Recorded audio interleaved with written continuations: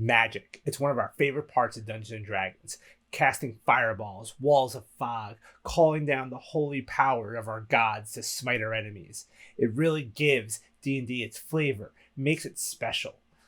Wizards of the Coast has given us a lot of cool spells in the Player's Handbook and Xanathar's and some other volumes.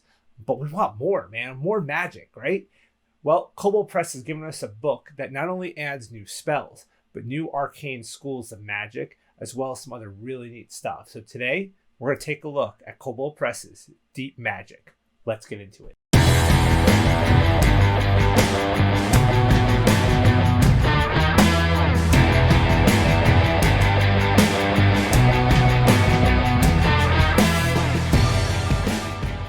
Hey everybody, welcome to the DM Toolbox. I'm Joe. Before we get started today, as always, make sure you hit that subscribe button down below and that thumbs up. Give the video a like. It helps me grow the channel. Also, don't forget to follow me on Twitter at Toolbox_DM and on TikTok at DM Toolbox, where I post a lot of cool short videos. I cover a lot of these books in little shorts. It's a lot of fun, so check that out as well. Today, let's talk about some magic. We love magic in D&D, right? It gives it so much flavor. It makes it so much fun. I love playing a spellcaster. My very first 5e character was a wizard. Casting spells is cool. And, in our Player's Handbook and our Xanathar's and books like that from Wizards of the Coast, we have a ton of great spells. Some of the classics like our fireballs and our lightning bolts, our power word kills, things like that. And then a lot of new cool spells. Toll the Dead is one of my favorite new cantrips. I think it's a great spell. I love that it's a saving throw spell. I like to have my attack, like my firebolt or something along those lines that rolls an attack roll. And then I like to have one that does a saving throw. Two different attack cantrips are great when you can squeeze them in. However, I want more magic. I want new stuff. I want cool new spells, and I'd love to see some new schools of magic. Well, Kobold Press has a great book that does this. It's Deep Magic. So this book is actually kind of a compilation, a collection.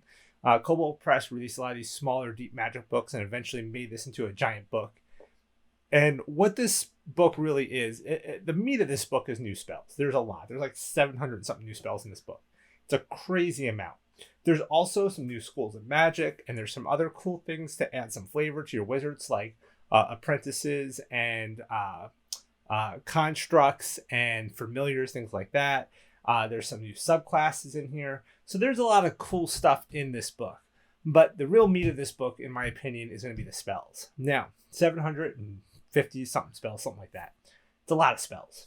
And with that, some of them aren't great. I'm going to say that up front. There's a lot in this book I like. There's going to be some things I don't like. And I think that's one of the biggest challenges for a third party to do, whether it's you at home homebrewing or a big publisher like Kobold Press that puts out super high quality content. Spells are one of those things that even me as a DM, I do not like to talk about. I don't like to cover. Or I shouldn't say that. I don't like to use. I don't like to bring into my games because too often they're just not balanced. Kobold Press has done a good job on balancing, I would say, a good majority of these spells. However, there are some that aren't so great. So what I want to do with you guys is I'm going to flip through this book a little today. I'm going to show you the book itself, do my normal kind of, here's the book review. And then we're going to look at some things that I like and some things that I don't like in this book. It's rare for me to come up with more than one thing I don't like in a book, especially a Kobold Press book. But there's a couple in here, so I do want to touch on them. So first off, the book itself, it's a cool book. It's cool cover art. It's cool back art. You'll see I have a lot of notes in here because I wanted to be able to flip through some of this stuff quickly. The art in this book, as always, is really good. And even the creation of this book is nice. It's from one of their older books. They do some good binding on this book. I do like it overall. It's a good build book. You can get it as a PDF though, but if you do, like me, you like physical books, it is a well-made book. As we open up here, we have all of our spell lists for our different classes, just like you would find in like a Player's Handbook. And one thing I'll show you here too is actually the table of contents. It's going to take us through our spell lists, spell descriptions. The spell descriptions is about 90 pages or so. And then we get into class options. So we have some bard options. We have clerics. We've got druids. We've got a martial archetype here. We have some paladins in here, rangers, sorcerers. So there's a few different things. There's warlock stuff, it looks like. Um, and then we get into some new schools of magic, which I think are really cool. There's a whole handful of them. There's 1, 2, 3, 4, 5, 6, 7, 8, 9, 10, 11, 12. 12 new schools of magic, as well as a few other schools that are kind of pre-existing ones that are in other books, but they kind of put in here for have it all in one place kind of deal, which is cool. Uh, and then they actually have a little section here on arcane traps and then spell variations, which is a cool section that I'll show you. So there's a lot going on in this book, but one thing they don't have, right? We have our spell list. So I can go here and I can say, okay, here's my bard spells, cantrips, first level, second level. But there's no index in the back of the book. So there's no place for me to go, I know there's that one spell, what page is it on? And I have to go and look it up. For the most part, the spells are all alphabetical order, but when we get into some of the new schools of magic, they put those new domain type spells together in that section. So that kind of pulls stuff out of order a little. So finding the spells in this book can be a little hard, in my opinion. So that's one thing that I wish there was an index in the back, or at least a table of contents with every spell with page numbers on it. But let's take a look here at a couple of the spells. So we're going to start off with some spells, and the first one I have here is a cool spell called Lift of Shifting. This is a second level conjuration spell. And it's kind of neat. Basically, what you can do is you can draw a glyph on a surface, let's say on a tile on the floor or something. And if something touches it, it gets transported to a location that you set within 5 miles. So this is a kind of a cool one, I feel like, for like a bad guy to use in a dungeon. Like he puts a glyph on the floor and if somebody steps on it, they get teleported into a prison cell or a trap or something like that. So that's kind of neat. And if you don't set a destination, you can have it just do 44 force damage. Party could probably come up with some good uses for that too, though, right? So definitely a neat spell. That's one of the ones I kind of like. Let's see here. Another spell that I have here. Let's see here. This one here is one that maybe is okay. It's very situational, and I find that a lot of the spells in this book are definitely more situational spells, right? They are cool. I feel like a lot of them were created to help create a certain archetype of character or to go with certain subclasses that Kobold Press maybe have created. And this one is kind of one of those. It's called Laugh in the Face of Fear. And basically what you can do with this is it's a third level spell that you can cast on somebody. It's concentration up to 1 minute. And if they are the target of fear, they can basically laugh that fear off, and then the person who targeted them with fear then has to make a DC save. I believe it's a wisdom save versus the caster spell DC. And if they fail that, they get afraid of the person that laughed at them. So it's almost like the fear can bounce off somebody and go back to the target. Cool, but for a third level spell with a minute concentration, I'm not sure if it's one I would use. It would be very situational. It's like if you were preparing for a certain fight and you know there's going to be some fear involved, it might be something you'll use. So that's kind of one of those. This one here is a cool spell. So this is called Life Transference Arrow. So I had asked some of my friends in the Midgard Discord server, what are some of your favorite spells from this book? And this one came up. So Life Transference Arrow is a first level necromancy spell. I believe only clerics can get this spell. But you basically shoot an arrow at a target and you get to choose one of two outcomes. If it hits them, right, you roll your attack roll. If it hits them, they take 2d6 necrotic damage and you gain that damage as health back to you. Or you can shoot an ally or somebody with an arrow and you take the 2d6 damage yourself and transfer that health to them. So they get healed and you take damage. So kind of a cool spell. I think that's a really neat, flavorful spell. If you're watching like Critical Role Season 3, Campaign 3, it feels like the kind of spell that Sam's character, Fresh Cut Grass, would use. Like he already kind of has an ability like that, I think, that like lets him transfer or take some of their damage or transfer some health to them, I think. So this feels like a cool spell for that. Um, let's see here. I think I had another. Oh, I'll show you my favorite spell. This one's my I think my favorite spell is Speak with Inanimate Objects. So much like Speak with Dead, this spell allows you to take an object and ask it questions. Now, it's an object. It's not very smart. This is only a first level divination spell. It can be cast as a ritual.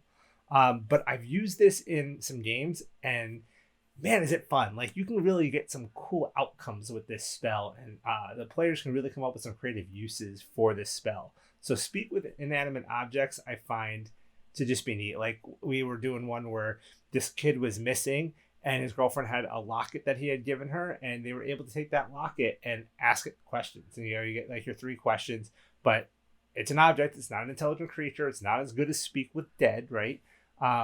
But it was able to answer some basic questions and give them a little insight. So for a first level spell, if you're running a low level game, it can be a really fun spell to play with. Let's see here. I'm going to show you one spell. Let's see here. Here's one. This is called Memento of Mori. So this one I feel is an overpowered spell. This can be really, I would say, cheesed. It's a necromancy cantrip. And basically, here's what it says. You transform yourself into a horrifying visage of death, rotted and crawling with maggots, extruding the stench of the grave. Each creature that you can see must succeed on a charisma saving throw or be stunned until the end of your next turn. A creature that succeeds the saving throw is immune to further casting of the spell for 24 hours. I like the description of the spell. Again, it kind of reminds me of Marisha's character in Critical Role 3. But for a cantrip to stun everybody that can see him if they fail the saving throw, man, you can just use that thing over and over again every turn. Just keep all the enemies stunned while your party goes to town. I worry that might be a little overpowered. Maybe for like a level spell, even a first level spell, it could be pretty decent. But as a cantrip on limited uses, that might be a bit tough. So this is an example of a spell I felt like was a bit overpowered. Another, probably the most overpowered spell in this book. Super cool spell. If I was a player, I'd want it. If I was a DM, I wouldn't let anybody touch it. Called Gift of Luck. This is a 2nd level divination ritual. You grant a touched creature a limited gift of luck. While the spell lasts, the target can gain advantage on any 3 rolls of its choice. Once 3 rolls have been affected by the Gift of Luck, the spell ends. That's pretty powerful to do. The components here are verbal semantic material, a 4-leaf clover, a pair of dice, or a silver coin.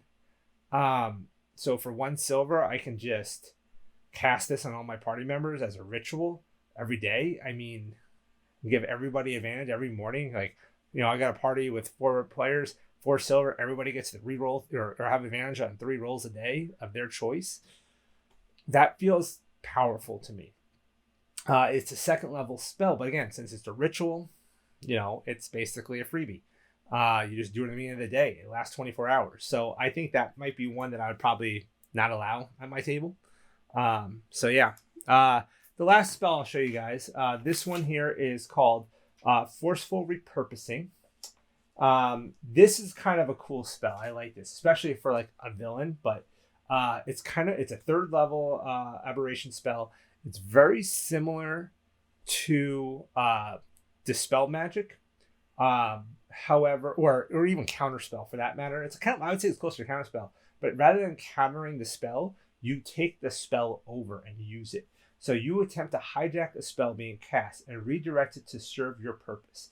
The spell being cast is cast with a spell slot of 3rd level or lower. You choose the target or targets for the spell's intent instead of the caster. If the spell being cast with a spell of 4th level or higher, make an ability check using your spell casting ability, a DC of 12 plus the spell's level. On a successful check, you choose the target or the target for the spell. Your target must be a valid target for the spell based on the caster's ability and the range of the spell, blah, blah, blah. So, and you can cast it at higher levels. So very similar to like a counter spell, except you get to choose a new target of the spell. So that's a really cool spell. Now this spell as well is part of one of the new schools of magic called dark magic or apocalypse magic. This is I felt like that was one of the more creative, neat ones. So yeah, I mean, I think overall I like a lot of the spells in this book, but use with caution. There are some just awesome spells in here, and there are some that I'd be weary of. But when you have 700 plus spells, there's going to be some bad ones. I mean, that's a lot of spells. That's a lot of spells. So I would say overall, good job, Kobold Press, on these. Probably could have benefited from some more play testing. But I think, I would say the good outweighs the bad in here. And again, I feel like the big advantage here in this book is that you can really build a certain archetype or certain build that you're looking for. Aside from that, like I said, there are some really cool domains. A lot of them are also found in the Midgard Heroes Handbook. So I'm not going to go through them all. But there are definitely some cool ones in here. Beer Domain Cleric being one of my favorites. What I do like is the new magics. There's an alchemy school of magic that really focuses on combining the science of alchemy with magic and creating some really cool stuff, creating some alchemy magical items and spells and all sorts of cool stuff. There's dragon magic, there's chaos magic, there's hieroglyph magic, there's ring magic and rune magic and shadow magic, temporal magic, winter magic. So a lot of cool stuff, lots of cool stuff to kind of add some flavor to your game. I think that's awesome. There's a section here on the Wizard's Entourage, which goes over apprentices and magical constructs, things like magical writing desk and all sorts of neat stuff. There's a lot of good stuff in there. The last section here that I wanted to kind of go over is the spell variations. So right here in the back, we have this section on spell variations. And what this kind of does is it's going to take a couple spells. It's going to take a cantrip, lesser charm, or it's going to actually, what I should say is it's going to take Charm Person, it's going to take Fireball, and it's going to take Raise Dead, and it's going to show you different variants of it.